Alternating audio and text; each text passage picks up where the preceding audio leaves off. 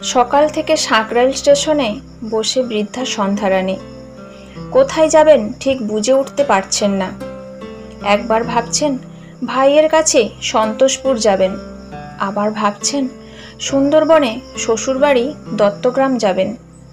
সেখানে প্রাইমারি স্কুলের পেছনে তাদের ঘরবাড়ি জমিজমা এখনও আছে। ভাসুর ভাসুরের ছেলেরা, তাদের ছেলেপুলেরা আছে। গিয়ে উঠতে পারলে একটা ব্যবস্থা হবেই, কিন্তু সাঁকরাইল ছেড়ে কিছুতেই যেতে ইচ্ছে করছে না তার। বিয়ের বছরখানেক পর প্রভাস এখানেই এনে তুলেছিল তাকে। এখানেই পুরনো একখানা বাড়ি কেনা ছিল প্রভাসের। একতলা বিল্ডিংটি ছিল একেবারে ভাঙাচোরা। প্রায় বছর 10 পর অনেক কষ্টে ছেলের পড়াশোনা, সংসার খরচ বাঁচিয়ে সেই ভগ্ন বাড়িটি দোতলা করেছিল প্রভাস। তার স্বামী স্ত্রী রাজমিস্ত্রিদের সঙ্গে হাতে হাতে কাজও করেছেন কখনো কখনো। তারও অনেক পরে ছেলে রাজস্থান গেল ডাক্তারি পড়তে। তখন ছেলের পিছে প্রায় সমস্ত টাকাই খরচা করে ফেলেছিল প্রভাস। একেবারে হাত শূন্য হয়ে গেছিল তাদের। ডাক্তারি পাশ করে সাঁকরাইল স্টেশনে যেদিন প্রথম নামলো তুহিন, সেদিন এখানেই ছেলের জন্য প্রতীক্ষা করেছিল তারা।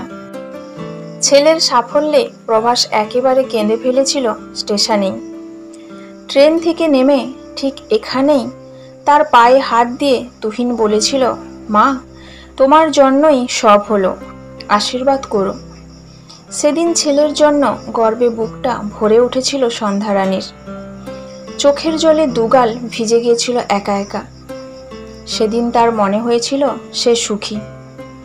সেদিন তার মনে হয়েছিল সে একজন সফল মা। জগতে আর কিছু তার চাওয়ার নেই। ছেলের সাফল্য তার সাফল্য। যোগ্য স্বামী, মেধাবী ছেলে পেয়েছে সে। পড়ন্ত বিকেলে বাড়ি ফেরার পথে কত লোক দাঁড়িয়েছিল তুহিনকে দেখার জন্য। এলাকার একমাত্র ডাক্তার বলে কথা।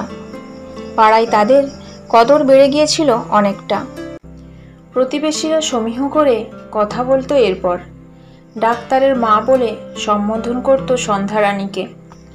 সন্ধ্যারানীর তখন মনে হতো পৃথিবীটা সুন্দর, মানুষগুলো সুন্দর। শোক, তাপ, জ্বালা বলে ইহজগতে কিছু নেই।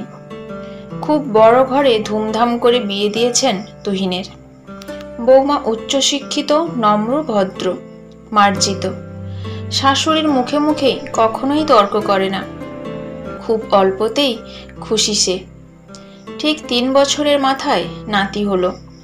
ঘটা করে অন্নপ্রাশন দিলেন, স্কুলে ভর্তি হলো। এর কিছুদিন পর এক সকালে আর ঘুম থেকে উঠল না প্রভাস। পাশে শুয়ে থেকেও সন্ধ্যারানী বুঝতে পারেননি কখন যেন চিরঘুমের দেশে চলে গেছে তার জীবনসঙ্গী। সেদিন সে খুব কষ্ট পেয়েছিল, খুব কেঁদেছিল। মনে হয়েছিল তার সমস্ত আকাশ ছেয়ে গেছে কালো মেঘে, সূর্য নিভে গেছে চিরতরে। কিন্তু ছেলে আর বৌমা তাকে সব ভুলিয়ে দিয়েছিল। তাদের আদর, যত্ন, নাতির দুরন্তপনা সব ভুলিয়ে দিয়েছিল তাকে।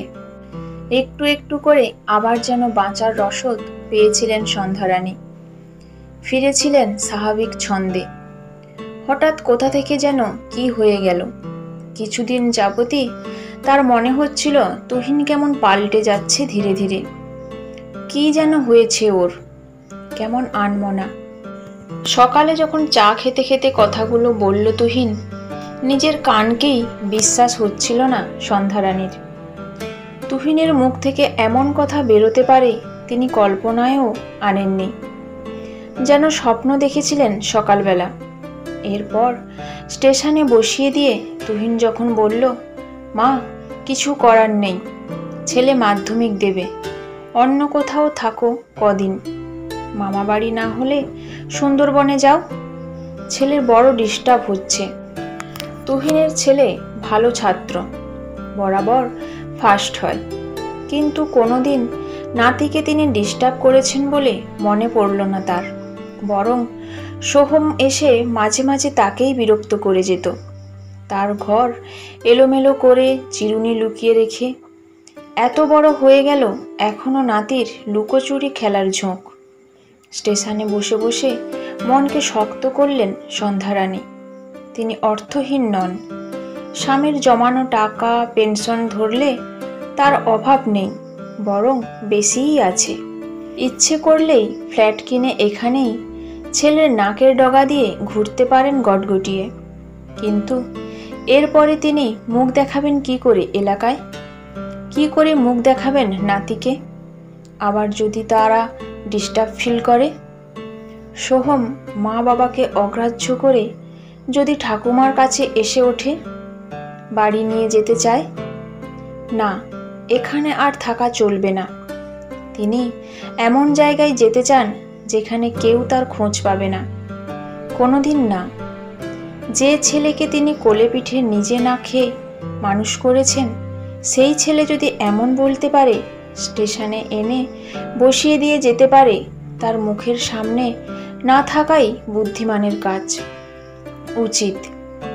সন্ধ্যারানী ঠিক করলেন প্রথমে ভাইয়ের কাছে কদিন থেকে সুন্দরবন ফিরে যাবেন। ফিরবেন না আর সাকরাইল, কোনোদিন না। ভালো করে একবার চেয়ে দেখলেন চারদিক, কত স্মৃতি জড়িয়ে আছে স্টেশনটাকে ঘিরে।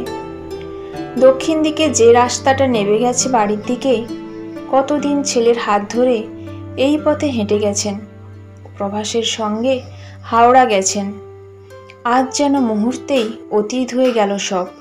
এখানকার ঘরবাড়ি, যত্নে তৈরি করা বাগানের জবা গাছগুলি, সামনের বাড়ির বিধু জ্যাঠা জেঠিমা, সব অতীত, সব। খড়গপুর হাওড়া লোকালের খবর হয়েছে। আধা বাংলা আধা হিন্দিতে বারবার মাইকে ঘোষণা করছে একটি নন বেঙ্গলি মেয়ে, না আর ট্রেন ছাড়বে না সন্ধ্যারানী।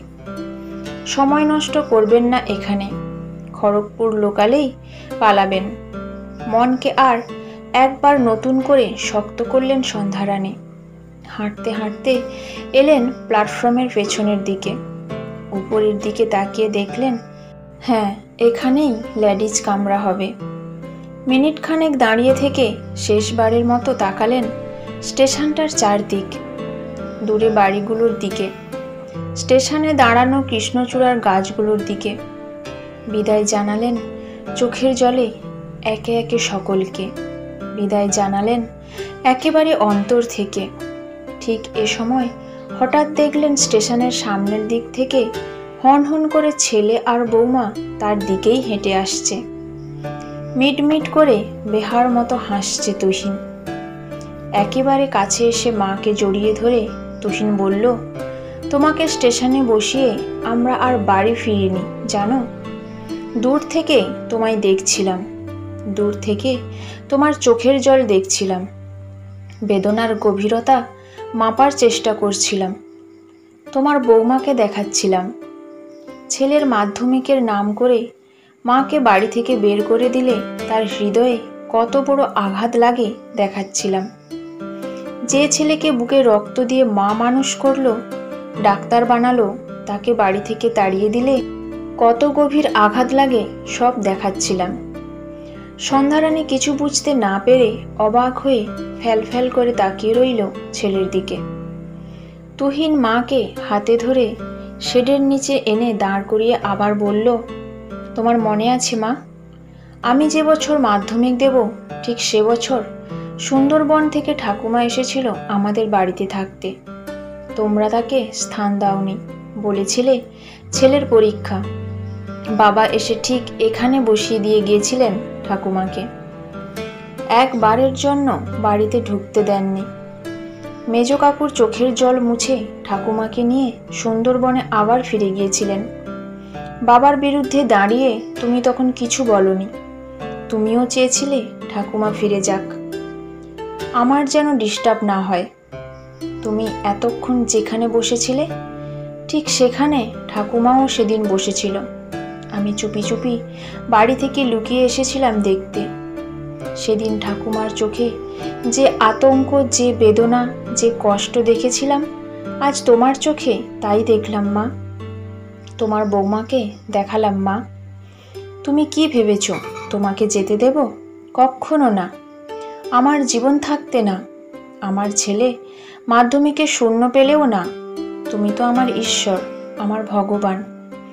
ঈশ্বর শূন্য মন্দির আমি চাই না। সন্ধ্যারানী অবাক হয়ে অনেকক্ষণ চেয়ে রইলেন ছেলের মুখের দিকে। কিছু বললেন না, বলতে পারলেন না, শুধু নীরবে দাঁড়িয়ে রইলেন মাথা নিচু করে।